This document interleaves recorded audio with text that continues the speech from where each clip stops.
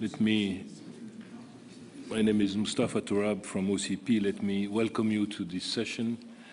I feel I'm among many friends and recognize many faces.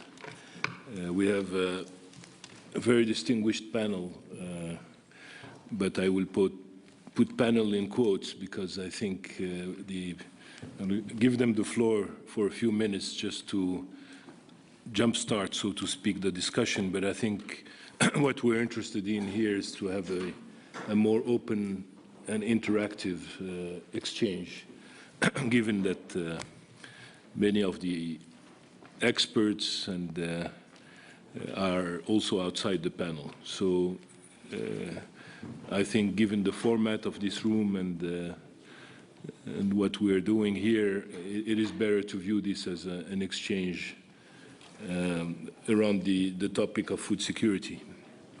But let me go and introduce, although this is hard to do given each one their distinguished career, the panelists as they appear in the program.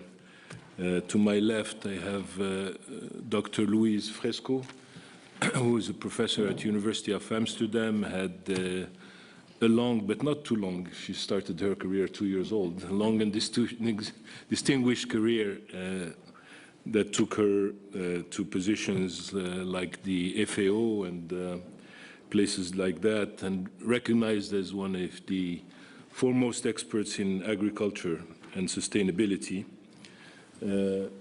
Professor Thorat is president of the Rajiv Gandhi Trust in India, has also had a distinguished career in central banking. He was Director General of the Central Bank in India, and we're also an expert in agriculture.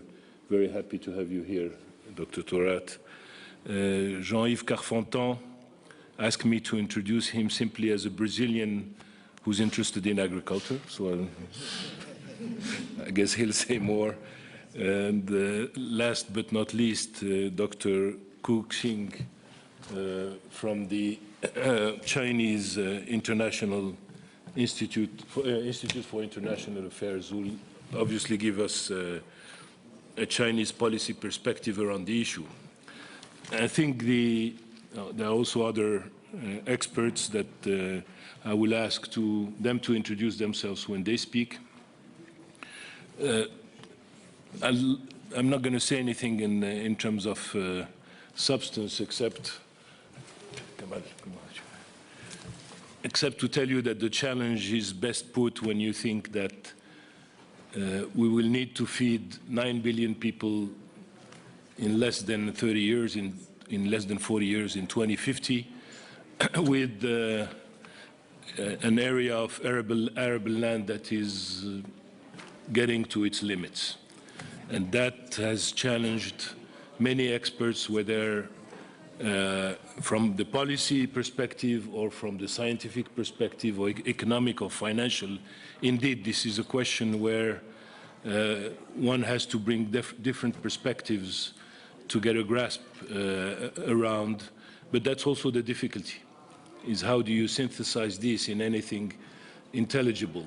You know, how do you distinguish between the trees and the forest?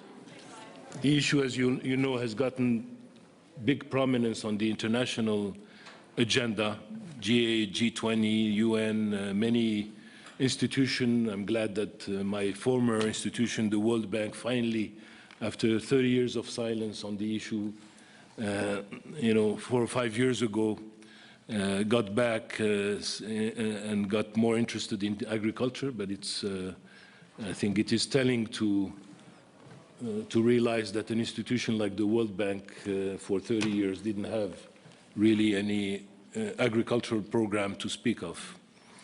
But I think it remains a very fuzzy issue. It remains a very almost an intractable problem.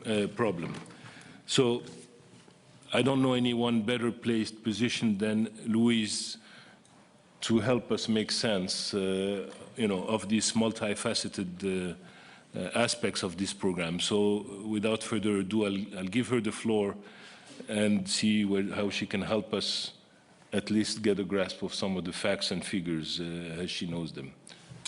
Luis?